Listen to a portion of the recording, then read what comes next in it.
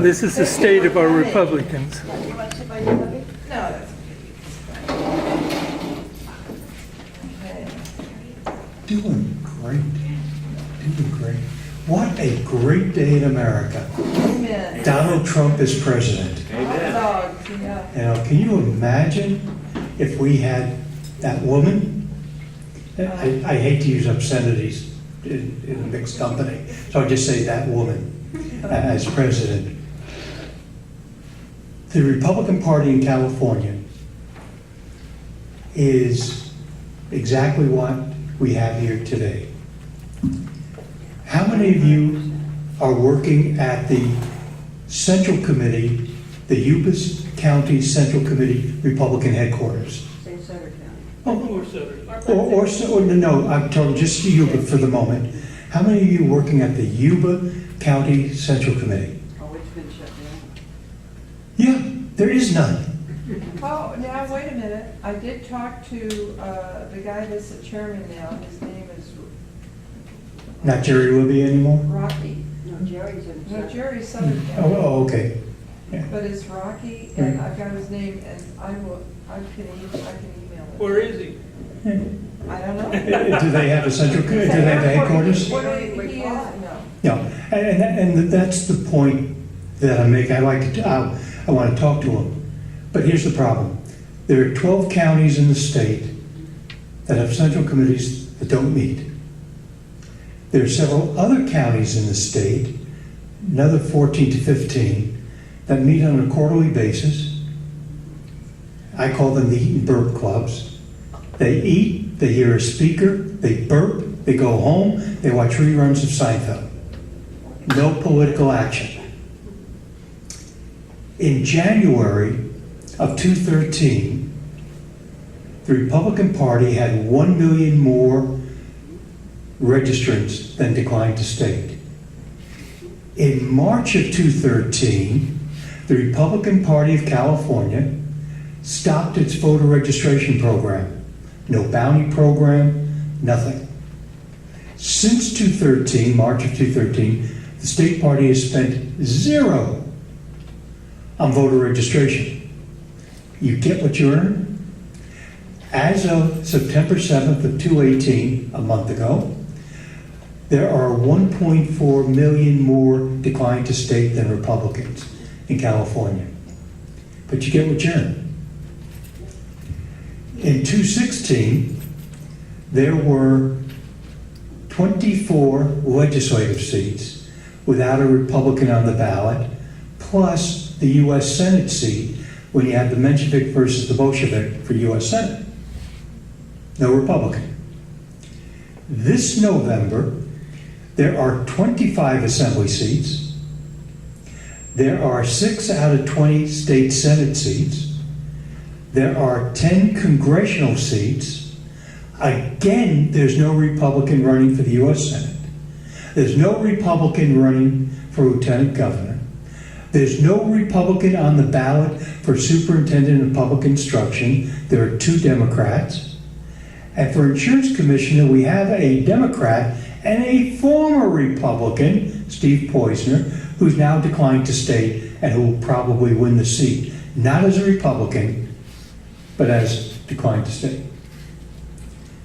So that's the status of the Republican Party. Let me give you one other statistic. Last Saturday was a board meeting, the California Republican Party, after which there was an executive committee meeting of the Republican Party. I attended the board meeting. I'm a member of the executive committee of the state party. So we go through the board meeting, and there's a treasurer's report, and Mr. Brulte is very proud of the fact, and he should be, that we have raised, the California Republican Party has raised $33 million. That's a lot of money. So we then go to the executive committee meeting, and we go through the business of the executive committee, and then Mr. Brulte makes a report about the status of the state party, and he again says that we have raised $33 million as a state party. Everyone think that's a lot of money? In fact, he said, it's the most that any party in the nation has raised. That's good. Then he says, the kicker, he says, we raised $33 million and the Texas Republican Party only raised $4 million. That's terrible, right? Wouldn't you rather raise 33 rather than 4? Okay, what do you get for your money? In California, for $33 million, we get no Republican in statewide office, right? A supermajority of Democrats in the Assembly for $33 million. One less than a supermajority in the state Senate for $33 million. We only have 14 members of Congress out of 53 for $33 million. And what do those poor Texans get for $4 million bucks? Those poor Texans, they get the governor and every constitutional office in their state, 2 U.S. senators, a supermajority in their House of Representatives, a almost supermajority in the state Senate, and lots of congressmen for the measly $4 million. Now, which would you rather have? $33 million and what we got, or $4 million what they got? It's a matter of how you spend the money. It's the priorities of the party. So let's go back to that thing about voter registration. Do you know what they spend the money on in Texas? Registration. And they win. Now, shouldn't that be the priority? I got started, first race I ever got involved in, I walked precincts for Nixon in 1960. First race I got involved in. Went to my first Central Committee, LA County Central Committee, in June of 61. And I've been going to Central Committee meetings up and down the state, been parliamentarian for 9 different counties over the years. I've been parliamentarian for the state party. What is the purpose of a county Central Committee or the state Central Committee? 3 things. 3 things only. Everything else is nice to do. Voter registration, get out the vote, and to inform the public as to what our positions are on the issues, our base foundation. We are not doing voter registration. We are literally, except for some appearances on Barney and Company on Fox News, we're not, by Mr. Brulte, we're not doing any public relations whatsoever. I, on the other hand, I'm on the executive committee, but I'm not an officer of the state party. I'm on 8 to 9 radio shows every week. I'm on KSFO San Francisco. I'm the chief whistleblower for KSFO. I'm on Brian Sussman's show at 6:45, if you're up at that time. 6:45 on Wednesday mornings. This is my 9th year on his show doing that. I'm on Andy Caldwell's show in the Central Valley. I'm on Sound Off, Jamie Oppenheimer's show on the KPRL in Paso Robles. I'm on Don Dick's show in the San Bernardino Riverside area, and I do 8 to 9 radio shows a week. Have been for more than 20 years. I travel the state giving speeches. As you know, I put out a newsletter at 3 a.m. every morning. Sleep is for wimps. So. And it's very good. Well, I appreciate it. I'm always amazed when I meet people read the material, because when I'm typing it out and I'm getting it set to be posted, and I post it, I always wonder who's going to be reading this. And so I'm glad to get out and about to be meeting folks. So we, as a Republican Party in California, are not as low as it can go. It's going to get lower after this November election. We'll see how much lower it gets. But let me give you some background to all this as to my attitude about the Republican Party in California and how we win elections. In 1968, Richard Nixon won the presidency based on the silent majority. He ran against the Republican Party. He was not the establishment's choice. Rockefeller was. We remember that name. In 1980, Ronald Reagan won the presidency against the Republican Party because of the moral majority. They came out in strong force. In 2016, Donald Trump won against the Republican Party, the Democrat Party, the fake news media. He won because of the angry majority. The American people wanted a new regime. They understood you can't do business as you used to do. Look what Obama did to us, or any of those other candidates, some of which were pretty good. I supported Ted Cruz in the early part of the primary. After the Indiana primary, I switched to Donald Trump. And I believed in him. I believed first in the constitutional conservative running, Ted Cruz. And then when it came down to a few, obviously it had to be Donald Trump. And I stuck with him through that. And I defended him through that. Unlike the vice chair of the state party, who said that Mr. Trump should not be on the ballot because he didn't give up his tax forms and he was unfit to hold the office of president. Who said that? David Hadley, Oh, okay. the vice chair of the party, who was just appointed to that position so he could run for chairman. Yeah, he's running for chairman. Can you imagine what the party would look like with an anti-Trumper as chairman? Do you think the National Republican Party is going to help us? I can just imagine the type of things he would say and that the Trump administration would say. But we don't care about that.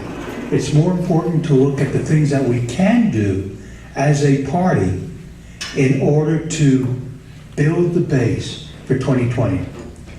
And I'm not going to hide the facts from you. How many of you are ready for the June 2020 primary? Getting ready for that? No, you're not. No, you're not. Because there is no June 2020 primary. The primary is March 3rd, 2020, and that's an important factor in all this. When the next convention is held in February, that's 9 months before, 8 months I should say, before filing opens for the 2020 primary, and 10 months before it closes. Here's the worst part. It may be the last election where the California Republican Party is relevant in statewide elections. Do you know the Hawaii Republican Party? They have how many members of their state Senate? 0. How many members of their state House? 1. Oh, and by the way, 2 weeks ago, almost all of the officers of the Hawaiian Republican Party resigned. There is no Hawaiian Republican Party, and that's where we're headed. I've attended the executive committee meeting a few years ago of the Massachusetts Republican Party. Now, we have about, that show up for our meetings, live bodies, not counting proxies, approximately 600 people that show up. The Texas Republican Party, they only have $4 million. They get between 12 and 15,000 for their state conventions. They don't hold them in the Hyatt Hotel in Sacramento. They hold it in basketball arenas because no hotel could hold them, even in that big state of Texas. They have to go to arenas. But they only raised $4 million. We raised $33 million. The 2020 election can be the last election that we are a statewide factor in California, unless we do the things that are needed. What are needed? A bounty program, a voter registration program. I have a 15-page document called Back to Basics, in which I give an outline on how we can return the Republican Party. So I'm doing a program with Craig Huey of Election Forum, and he's one of the evangelical leaders in the state of California and nationally, and Dran Reese, who is head of the Salt and Light Foundation down in San Diego that works with the black ministers around the state. So in my Back to Basics plan, in the original draft, I said we're going to be able to, in the first year, 2019, get 100,000 evangelicals to register to vote. So I showed it to my friend Craig, and Craig's response was he was insulted. He said he could get 250,000.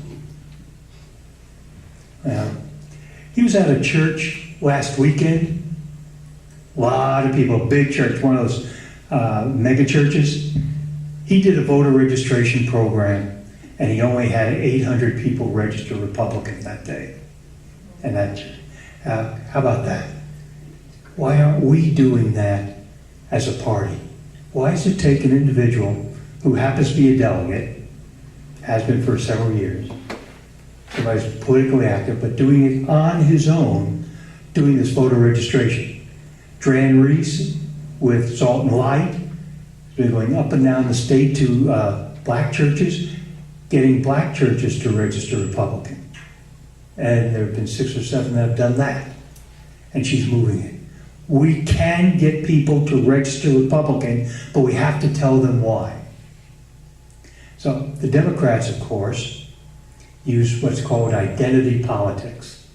You know, women stand here, blacks stand here, Hispanics are over there, and the gay folks over there, and you approach everyone differently with a message just to them. I don't believe in that. I believe there are 3 universal messages that every mother, every father, every citizen wants. Just 3. We want public safety, right? We want a good economy, and we want great education for our children and grandchildren. Those are the 3 messages. You don't have to be black, Hispanic, or white to want public safety. We all want it. So why are we trying to be panda bears, as Michael Dukakis used to call us, and pander to people when we should say everyone is equal and everyone has the same needs and concerns? Public safety, great economy and jobs, great education. Those are the 3 things. Yes, we can go to the different communities and explain those 3 things in language they would understand. But it's the same message, regardless of community. We don't have to tell this side over here one thing and then something else to other people. We bring a unified message. And that's how you get people to register to vote. You give them a reason to be a Republican. Now, you can't give a reason to be a Republican if you are one of those that support higher taxes. Now, everybody here, and I can look at the sign, yes on 6. Everyone here is opposed to the SB1. You want to repeal it. That's 12-cent gas tax. And as you all know, that on average, that SB1 will cost you $779 a year, with the average Christmas for a family of 4 being $770 a year. In other words, SB1 costs you Christmas. And that's the way I look at it. And it's terrible, right? You're going to vote yes on 6, right? So what? Who cares? But they fix It it doesn't- as a yes. It doesn't matter how you vote on 6, let it pass, let it not pass, because on January 1st, 2020, they're going to start raising the gas tax by 72 cents based on cap and trade. So while we're looking at this 12-cent tax, and we should, excuse me, and we should oppose it, on the other hand, we need to start looking at that 72-cent tax. And by the way, both taxes are for the roads and streets. And of course, SB1 has $400 million in it per year for the choo-choo train to nowhere. Cap and Trade has another $500 million a year for the choo-choo to nowhere. And they're not spending it on roads and streets. They're raising the money for environmental causes and for subsidies for money-losing, rider-losing buses and trains. to subsidize them. I have a good friend, and you probably know him, Rich Eber. He writes for my newsletter. Rich and I have become good friends. He lives up in Contra Costa County.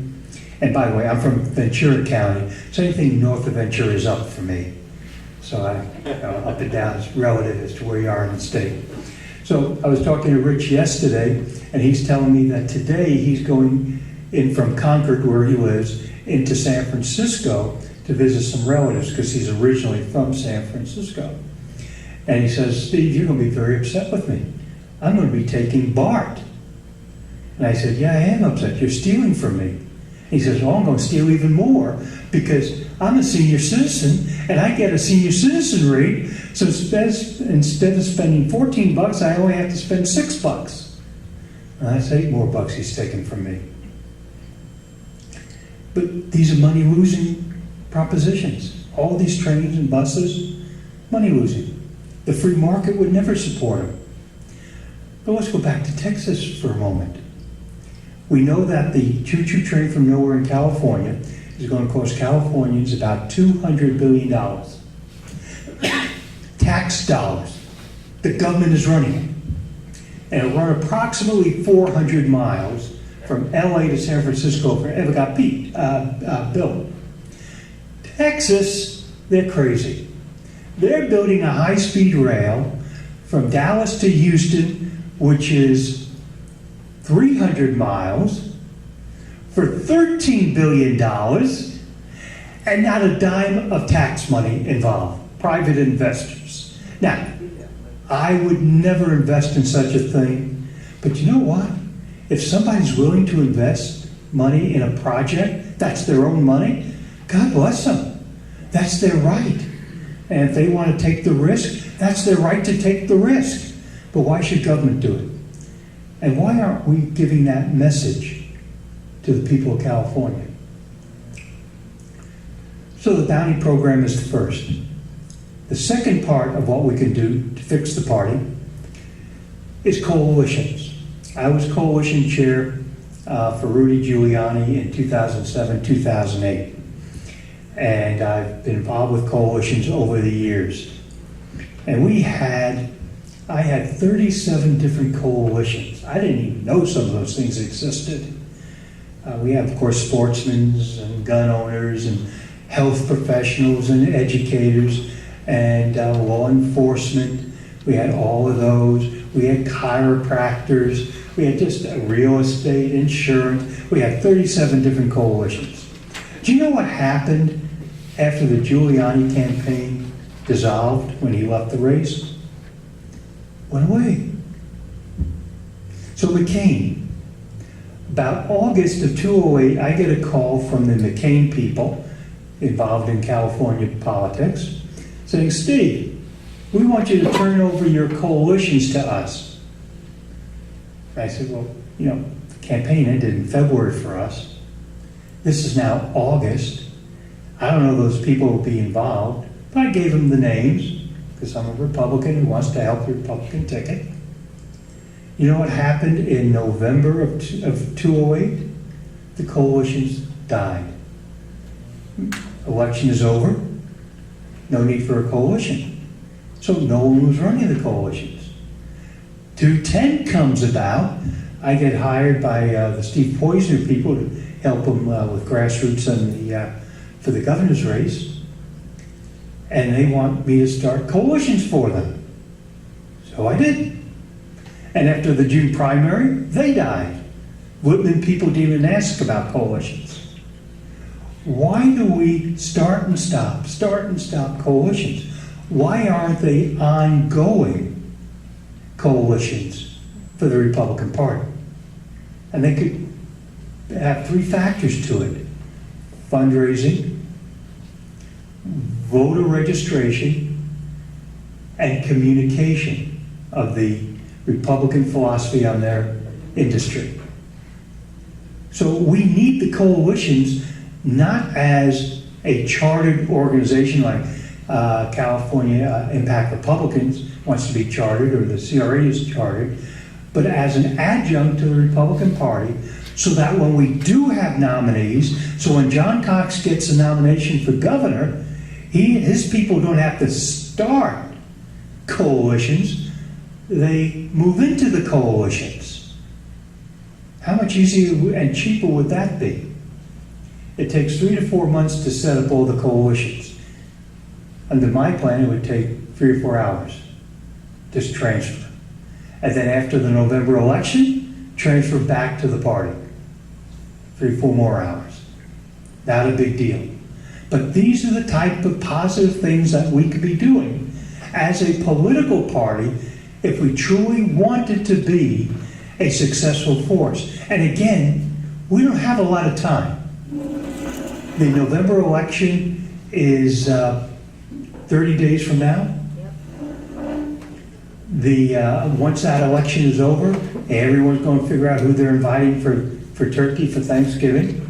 Then figure out the plan to get toys for Christmas for their kids and grandkids. That's great. And all of a sudden it's January 1st with a hangover from New Year's Eve. A few days later, okay, now where are we? Well, we're 10 months from opening of registration, and we don't have any candidates. Nor do we have anyone looking for candidates at that time. Everyone is shell-shocked from the holidays and the results of the November 6th election here in California. We need to have a plan going into the convention, coming out of the convention, ready to roll the moment the gavel goes down. We need to be prepared to make the California Republican Party relevant once again. When you have 41 legislative seats, and here's what happens. In those 41 seats, if you're John Cox, this is a great area for him. You have Gallagher, you have Nielsen, you have LaMalfa. That's great. But what about those areas, with their 41 areas where there's no Republican on the ballot at all? John Cox has no chance in those areas because there's no active Republican activity going on in those 41 districts. I don't care whose fault it is, doesn't matter whose fault it is, just a fact. So here we are. We need to make sure that we have candidates in every district. I'm helping a candidate by the name of Rhonda Baldwin Kennedy in the 44th Assembly District, which is against Jackie Irwin. It's in the Thousand Oaks area, the Conejo Valley of Ventura County. I'm helping her. I'm helping Rudy Peters against Eric Swalwell, and I'm helping 22 other candidates in the state with political plans, implementation of the plans, and being an advisor to their campaigns. But Rhonda is a good as the candidate as we're going to get. An attorney. She has 6 kids instead of triplets. So that helps to get up to 6 quickly. And she's a wonderful lady, and very articulate, new to the process, and the party is giving her almost no help. The caucus is giving her a little bit of help, but not any money for mailings, TV, or radio. And so, but she's out there going to events. We have a ground game going. We have volunteers walking precincts. We have people who are making phone calls for Rhonda and for John Cox and for Antonio Sabato, who's the candidate for Congress in the same area she's running in for assembly. So there's an active Republican Party. No, there is an active campaign for her, and the people, none of the people involved in her campaign, aside from myself, are active Republicans. They're all new to the process. None of them are part of the county central committee. None of them. That's Mike Osborne's county. There's he has sent out emails for us and done some things we've asked, but there's no central committee people involved at all in the process. But John Cox is going to be helped because there's an active campaign going on in this district, the 44th AD. But there are 25 assembly districts with no active campaign. 6 out of 20 Senate districts, no active campaign.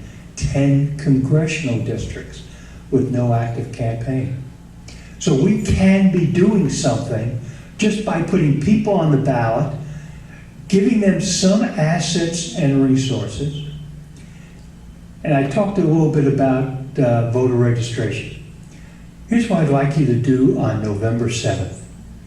I'd like you to take a look at the final results and see which seats we lost by 5,000 or fewer votes. And then say to yourself, this is because we didn't do voter registration. 5,000. We could do 5,000 in every district in the state without breaking a sweat, if we wanted to, if that was a priority. We could win seats. We could save seats by just registering 5,000 more people in every district. Not a priority, unfortunately. So the last part of all this is communication. It is not enough, and I love talking to Women's Fed, the 5 W's of politics are when women work, we win. So I understand the need to speak to Women's Fed. First time I spoke to a Women's Fed group was in summer of '62. I was on the Nixon for Governor Speakers Bureau. And I spoke to a Women's Fed for the first time. Scared me to death. I didn't know this, they know what they're doing. And there I was speaking for Vice President Nixon for governor. But I did it. I know how valuable the Women's Fed are. But we have to go beyond the Women's Fed. We have to go beyond the CRA. We have to go beyond the Impact Republicans. We have to go beyond the Tea Party. We have to go to those people who are not political. We need to be going to the conferences of the insurance community. Tomorrow, I was going to have a meeting with a friend of mine who's a lobbyist for the malls of the state of California. He lives in Sacramento. And I was going to have lunch with him tomorrow after I have a meeting with some state senators tomorrow morning. And he said, no, I'm going to be in Los Angeles at a conference for the mall owners, explaining to them why they have to give more money to oppose Proposition 10. Okay, that's good. Why aren't we there speaking to the mall owners and explaining about the tax problems in California? Insurance, educators. There is a wonderful lady by the name of Davina Kaiser. I don't know if any of you know her. She's out of Long Beach. For many years, she was the secretary of the Long Beach area CTA, California Teachers Association. And she's as conservative as I am. Wonderful lady. I've worked with Davina for many years. She's just retired. Why aren't we sending her and people like her to teacher organizations around the state to speak on our behalf? She's very articulate, and she knows the message, and her message is our message. So why aren't we using Davina and people like her to push the message for us? There are so many things that we could be doing to communicate. If I send out a press release, I do not send out a press release to the Ventura Star and the LA Times and the LA Daily Mirror, Daily News. Those, they get it automatically. But I send press releases to industry organizations. I write articles. I mean, you read my article, I do 10 articles a day in the California Political News and Views. But I also write articles for industry and organizational groups. I just finished an article that was just published for National Guard reserves on military issues. Why aren't we doing more of that? Doing outreach for communications, doing more radio and TV. I would tell you, even though I do 8 to 9 radio shows a week, I do, in a year's time, close to 25 different talk show hosts around the state. Every one of them, a few years ago, asked me for their help. Could I get somebody from the California Republican Party to be a guest on their show? And I said, well, I can give you the chairman's number, if I know what the answer is. And we do not, as a party, go on talk radio shows. Now, Sean Steele sometimes does. Harmeet does very well on TV. Most of the party stays away from people like John and Ken on KFI in Los Angeles because they're very direct and too direct for some to answer. But we need to have our representatives on these radio talk shows. You know, it's great to buy time for ads, but this is free. I do more radio in 1 month than the entire board of the state party does in a year, in 2 years. And I do that every month. And I shouldn't be doing that. The board should be doing that. The policy of the party should be, we want to communicate with the general public. It's great to be here talking to good Republicans, but we should also be talking to people who don't know what Republicans actually stand for. Lastly, now I'll open up for questions. Lastly, we need to get back the 1.4 million that are no longer Republicans and are now declined to stay. Why did they leave the party? Most of the new, and by the way, from May to September of this year, we lost 400,000. Just in that time period, 400,000. There are two types of people who are declined to stay. Millennials who don't like any party because they think everyone's corrupt. They may not be too far off. But second, those individuals who believe the Republican Party don't stand for anything. How can you say that you are the party that opposes higher taxes when you're the party that made it impossible to do a referendum on cap and trade? Now, the SB 1, yes on 6, is because they did not get a supermajority to pass that tax. Therefore, under the rules in California, you can have a referendum. Why did 7 Republican Assembly members vote for the tax increase? Because that gave the Democrats a supermajority for the tax, cap and trade, and under the rules, if a supermajority votes for a tax in the legislature, you can't do a referendum to overturn it. That's how important those votes are. So far, one of the 7 who did that lost a race for Congress. Another couldn't run for re-election, so ran for supervisor, lost the race for supervisor, and we'll see how the others go. One wants to change the Republican Party to be more like the Democrat Party, and it's joined with Arnold Schwarzenegger to do that, as have a couple of others of the ones that voted for the cap and trade. But it doesn't matter what they do. It matters what we do as a party, what we do as setting priorities, voter registration, get out the vote, communication, coalitions, let everybody else worry about what they have to do. But the most important thing that we could do as a party, make sure we have candidates for every office.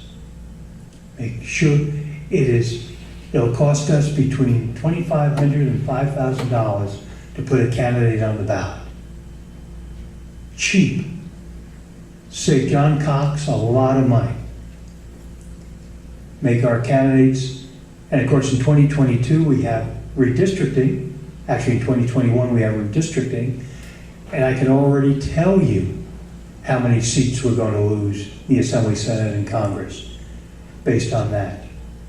Not going to be pretty, which is why I say 2020, unless we do the job we need to do, will be the last time the California Republican Party is relevant in the state of California on a statewide ballot. We'll be a regional party. But those regions are going to get squeezed. And that's what I want to prevent. I want to not only stop the squeezing, but I want to expand our base. And without giving you an idea of where we are, just one last thing. We only have 30 days to the election. Every knock on the door, every phone call, they matter. Every sign you could put up reminds people of our candidates, whether it be for city council or school board or supervisor or assembly or Congress or governor. Every sign that you put up reminds folks about our people who are on the ballot. That's what it takes in order to win.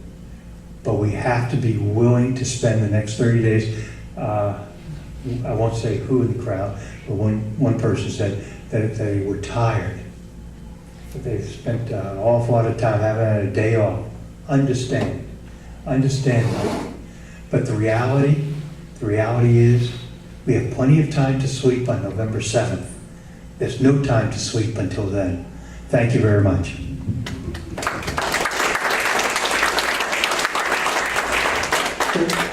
What are your concerns about the Republican Party?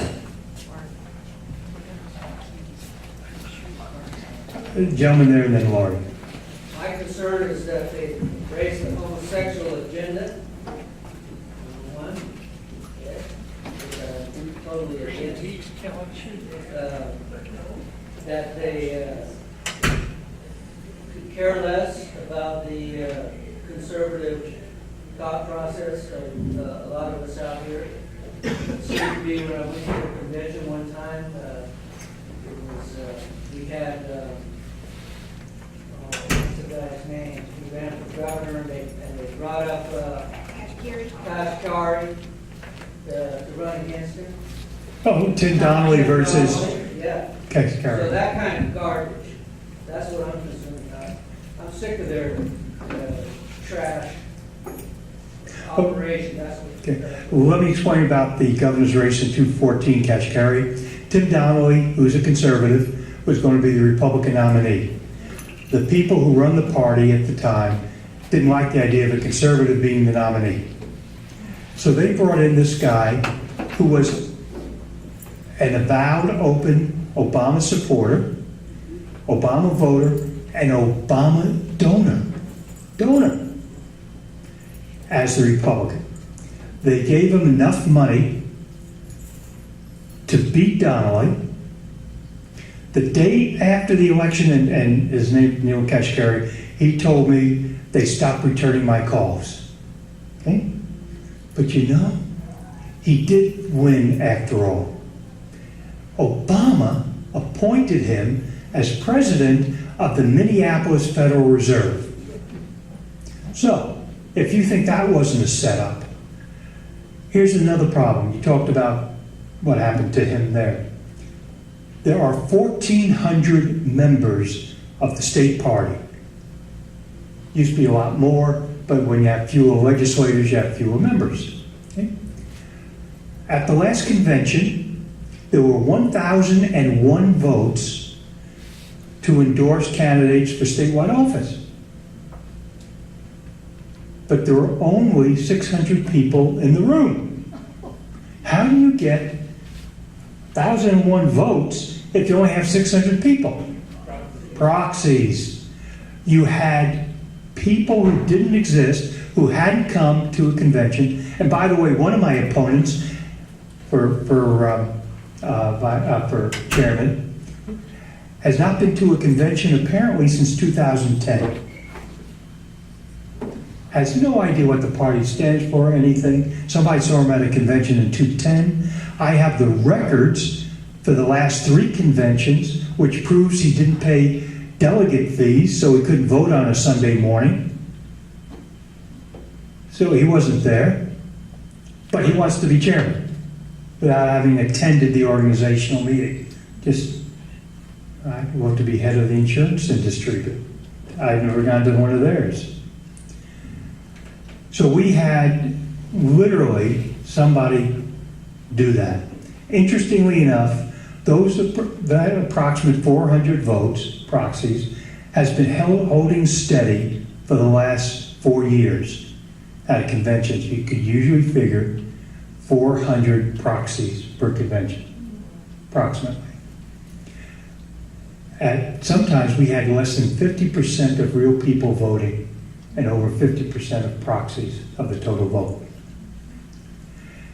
At this last convention, a different group did the proxy drill. And by the way, do you know how much it costs to get those 400 proxies?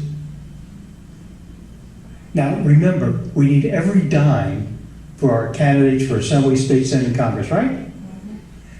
They spent $120,000 for a proxy drill. And Lori, I'm not going to spend that much. But that is how much they usually pay for their proxy drill to get those 400 votes to keep control of the party. And I would urge the individuals that did that, keep their money and give it to candidates in 2020 instead of trying to buy proxies at a convention. And you'd be surprised how that proxy fight goes. Lori, you had a question? I did. What are we doing with our $33 million? Yeah. The question is, what are we doing with our $33 million? As I mentioned, I was at the board meeting of the CRP last Saturday morning up in Sacramento. And we have been buying data and giving it out. We have more consultants and vendors that they can even keep track of. They now part of the $33 million is actually money raised by the Assembly and Senate caucus that the state party then gives. But there's another thing.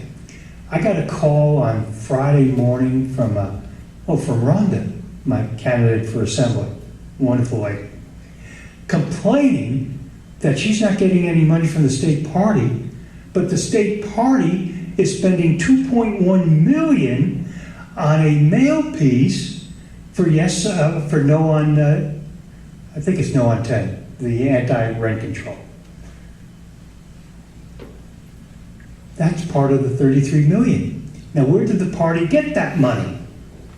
It got it from real estate interests, special interests, and others, and in the hopes that the money is then going to be spent on behalf of their position on Prop 10. And there was another ballot measure where I think we spent $800,000 under the same conditions. And both parties do this. But when you look at it, all the money for the Assembly candidates, you guys are in great position up here. Gallagher has no problem. Lamalfa has no problem. Nielsen has no problem. Charlie just got $5,000 from somebody. I'm trying to remember who it was. He should get more. Yeah. He's scared, Garamendi, because now he never advertises here. Yeah. But now he's advertising. Yeah. So He's got billboards. yeah. Oh, I've seen the billboards on my way up here on the 99. And signs. Yeah, lots of signs and 3 or 4 billboards that I saw. But the state party gives out the money for candidates based on the request of the Assembly and Senate caucus.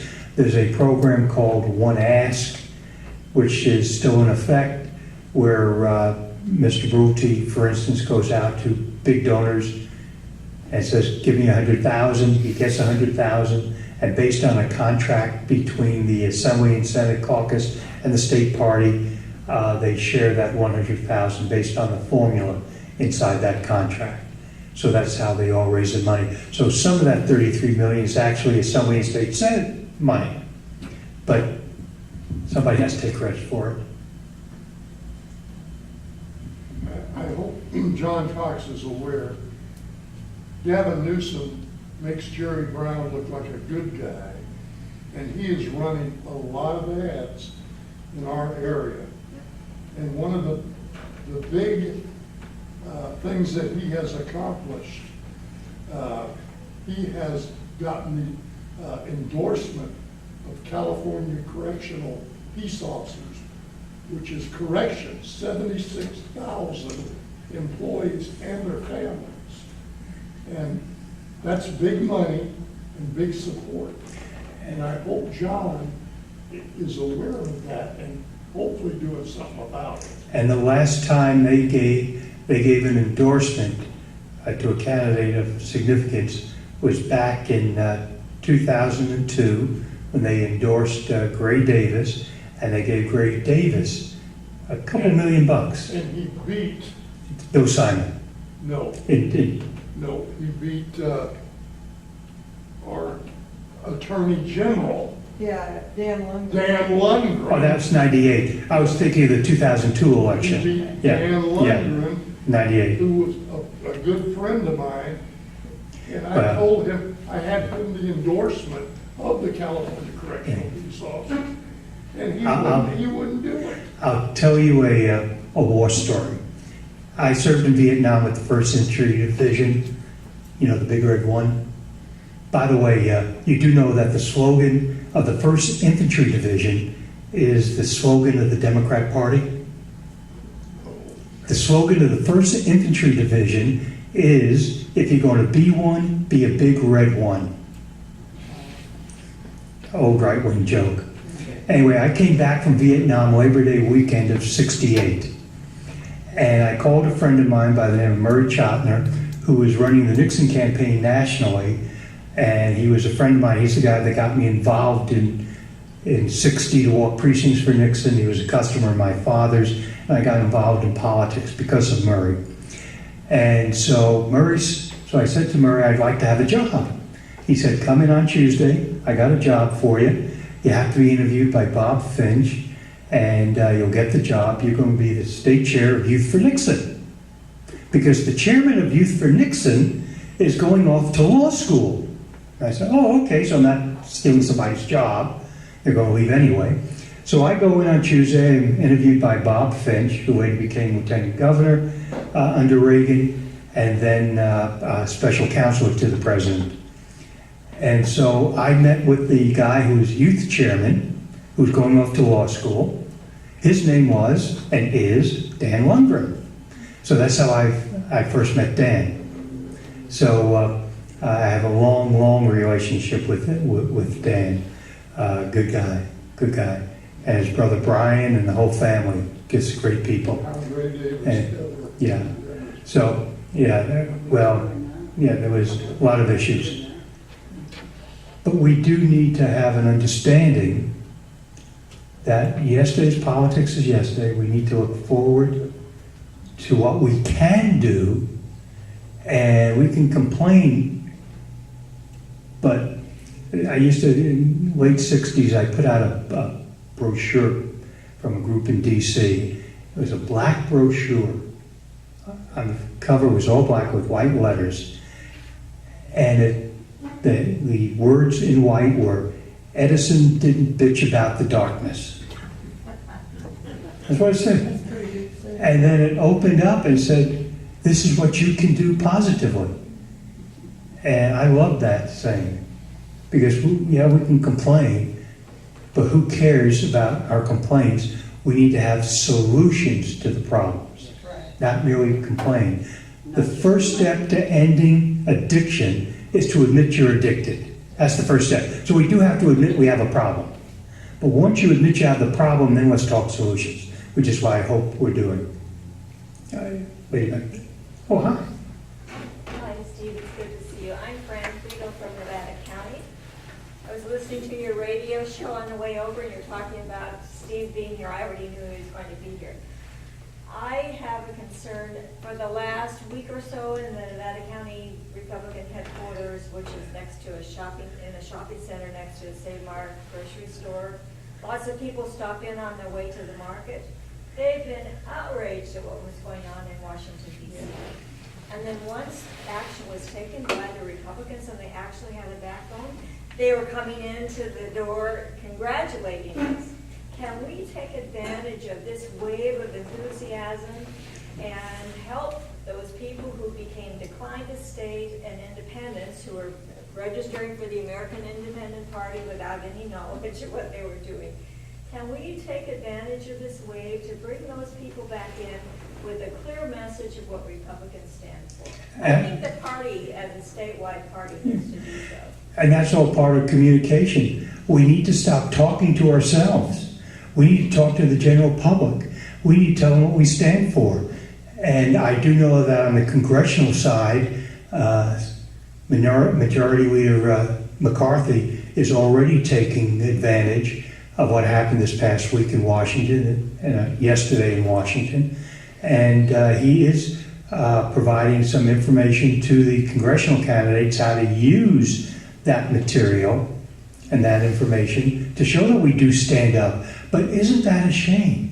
It took something as drastic and dramatic as this to tell people that we stand for something. And, you know, sometimes you get bullied and you take it and take it, and everyone sees you taking it and they walk away from you. And finally, when you stand up to the bully, people thank you for it, when you should have been doing that all along. We have to stop taking it from the bullies. There are students with the college Republicans on our campuses that have been standing up to bullies for us on college campuses. They've been doing, Ariana Rollins and her people have done a superb job on the campuses of standing up to the bullies on the UC and the State College campuses. But we need to do it on a local basis as well. But we need to take it to them. And let me give you an example of taking it to them. I mentioned before that I'm helping Rudy Peters against Eric Swalwell, you know, that twerp running for, who's a congressman, wants to run for president from the Bay Area. Rudy calls me one day and says, "Steve, Swalwell is having a town hall, and I'm going to go to it." And I said, "Well, Rudy, that's great, but why waste your time? What are you going to do there?" "Well, I'm going to be there." I said, "Who cares? Doesn't matter if you're there. Who cares? What are you going to do there?" So we talked about it. So we put out a brochure that was handed out to 500 people. And the brochure was one-sided. And it said, "Why does Eric Swalwell not want women and blacks and Hispanics to have jobs? Why does he oppose them?" And underneath it was his vote against the Trump tax cuts. Remember, the tax cuts gave women and minorities and white people jobs, helped the economy. Eric Swalwell didn't want people of color to have jobs. Well, Swalwell went crazy. He was upset with us. But who cares? Who cares? You have to take the battle to the left. And until we're willing to do that, you know, I love all these country club folks. Well, you need to be civil. You need to be respectful. Yeah, you do need to be civil. You can't be calling them Mensheviks and Bolsheviks. Except when you're kidding about it, of course. But you can say that they oppose jobs for people of color. That's truthful. You can say they want more victims because they don't want felons from foreign nations, illegal aliens, to be detained and arrested by ICE. They protect felons from foreign nations. And that's why I don't call them illegal aliens. They're felons from foreign nations. Use the correct term. There's a terrible TV show called How Do You Stop a Murder? It's with a lady by the name of Viola Davis. Second or third season, I guess.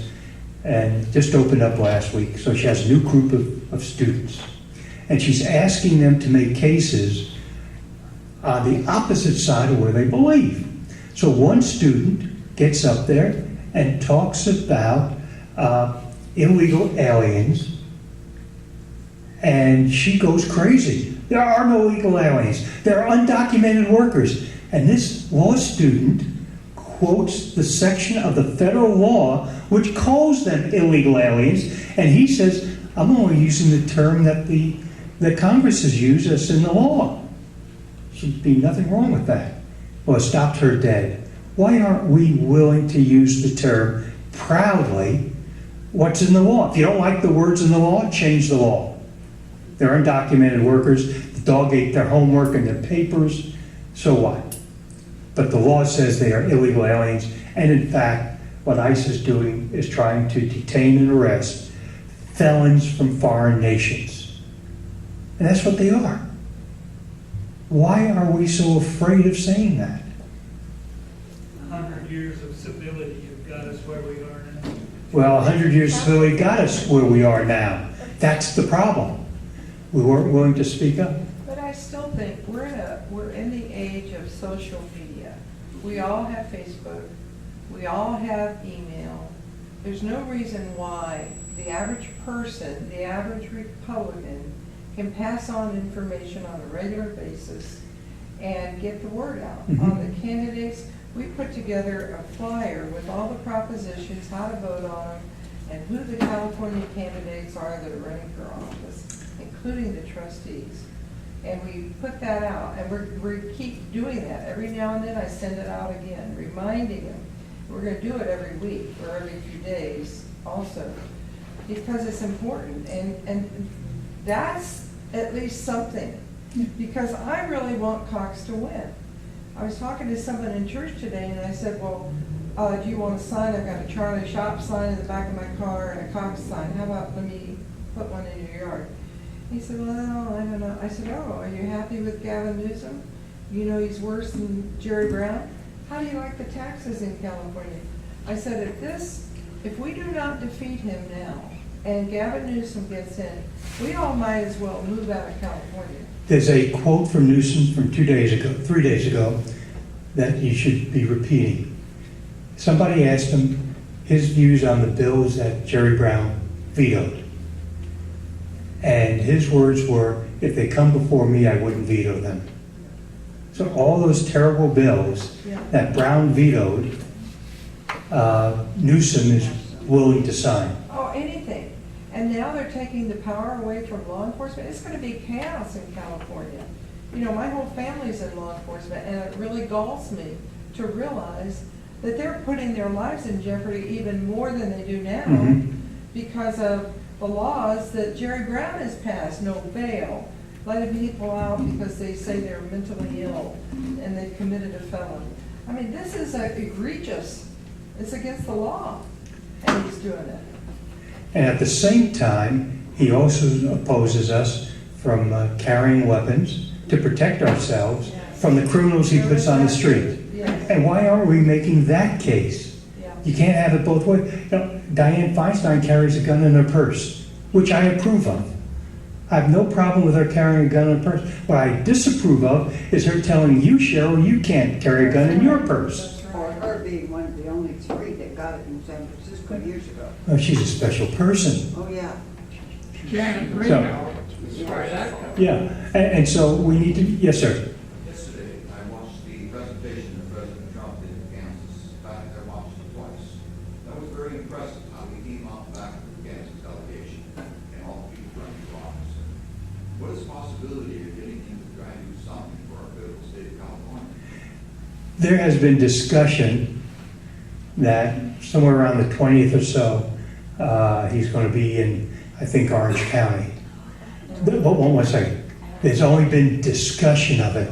There's been no. Now, what you don't know, and somebody took credit for raising $1 million, which he didn't raise. Donald Trump Jr.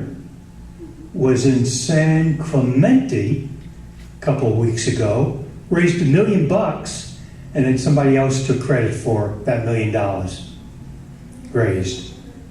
But and they kept it very quiet that Donald Jr. was in the state because they didn't want they said any security problems. I got an invitation to that through our mutual friend Woody, and that's how I found out about it. And then Tony Guevara, chair of San Diego, told me about it as well. So we should have him here, but when you have a vice chair that said he shouldn't be on the ballot, be allowed on the ballot, makes it a little tough.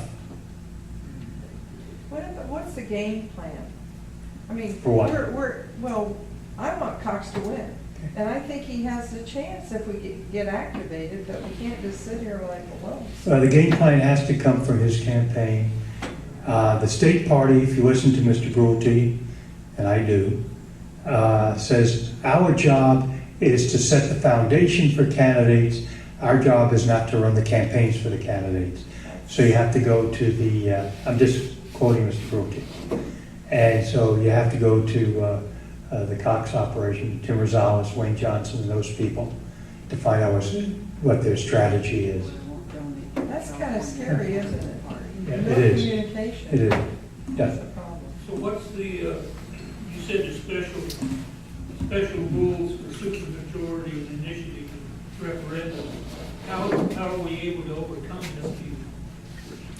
On cap and trade, we're unable to overcome that.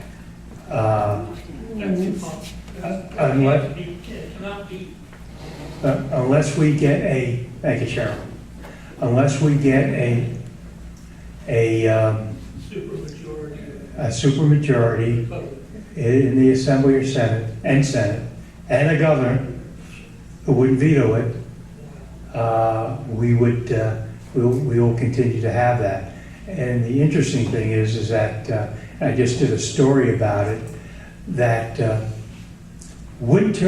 based on a bill that's part of cap and trade, by 2045, no more gas cars in the state of California, and will only be allowed under the bill solar power and wind turbines.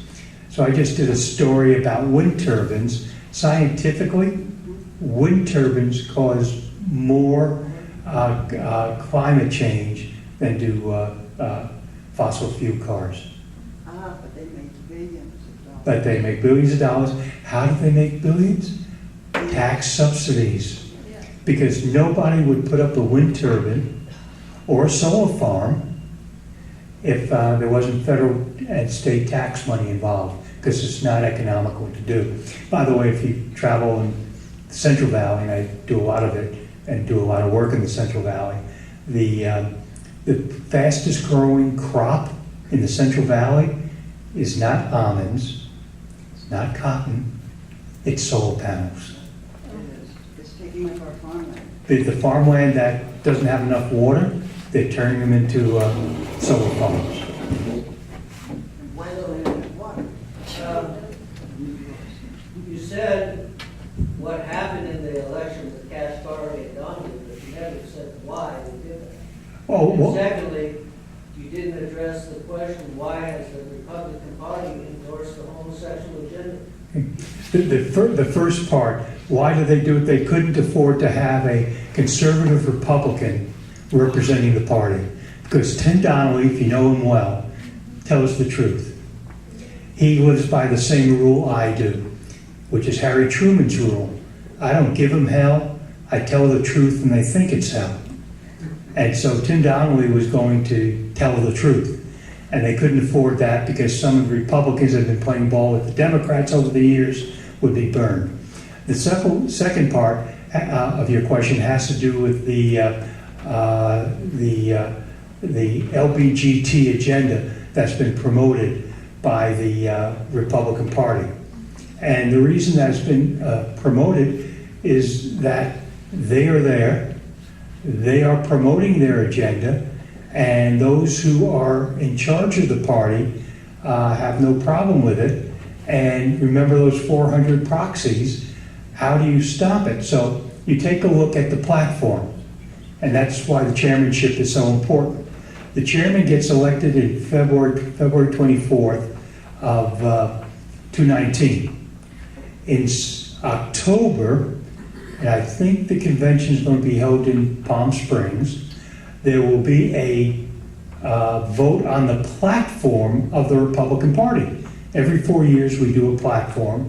It comes up in 2019, and that will be part of the platform. Right now, we stand opposed to, excuse me, put it differently. We support traditional marriage between a man and a woman. That's in our platform. We don't promote that, but that's in our platform. And that's coming up for a vote by all the delegates. So, if you want to have a say in that, ask Mr. Gallagher, ask Mr. LaMalfa, ask Mr. Nielsen, ask your county chair to appoint you as a delegate, and then put on your calendar the weekend of February 22nd at the Hyatt Hotel down across from the Capitol in downtown Sacramento, and be there as a delegate. And if you want to have a say in that, that's where you're going to have a say for chairman, who then helps the process of putting together the platform committee, which will then make its decision in October in Palm Springs. So you have to think ahead on some of these things. But if you want to make a difference, that's how you can do that. And if you have other friends that want to make a difference, same thing. Get them to get appointments.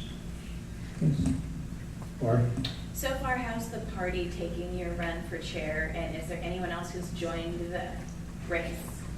the question is, anybody else joined the race? David Hadley, the vice chair, has joined the race. Now, Mr. Brute's put out a letter saying that he's heard that there's a candidate, me, has been actively campaigning. Well, so's Mr. Hadley. He's only upset that I'm actively campaigning. Then there's a third candidate in the race, Travis Allen, who is thinking of running. And without going into great details, I'm meeting with him this week, and just the two of us to discuss that situation. But I will tell you that a lot of Travis's key people from around the state have already endorsed me. And so I was with Travis last Saturday up in Sacramento, down in Sacramento from here, I guess. And we talked, and we agreed to meet and discuss where we are. But they are taking it very seriously, because unlike other, as you can tell, I'm way too old to be selling. And I've been around too long, I know the party too well, they can't BS me. Frank? Steve, I love your plan. I think that putting it out and saying this is how we can grow our party is really important, and that's really what needs to happen. My concern is that I have been through this before, where we had a really incredible man, his name was Bill Back, and he was running to be chair of the Love the party. guy, yeah. He deserved to be the chair of the party, and he was blackballed Right. by those in power. So I'm hoping that you have a strategy so that you can develop your grassroots support and it can overcome that sort of treatment. I'm from Ventura County, and I'm here. Tuesday, I'll be in North Hollywood at the Women's Federated there. I've been just about everywhere in the state in the last 2 months, and I have a schedule like that through the end of the year. I worked on Bill's campaign with Dora Kingsley, and I've run 6 campaigns for others for chairman, won every one of them. So I know how to run for chair, and I'm really appreciative of those who have volunteered. When Tom DelBaccaro ran for chairman, he spent $90,000 for his race. The normal cost of a race for chairman, remember we're supposed to elect assemblymen and state senators, the normal cost of a race is between $150,000 and $300,000.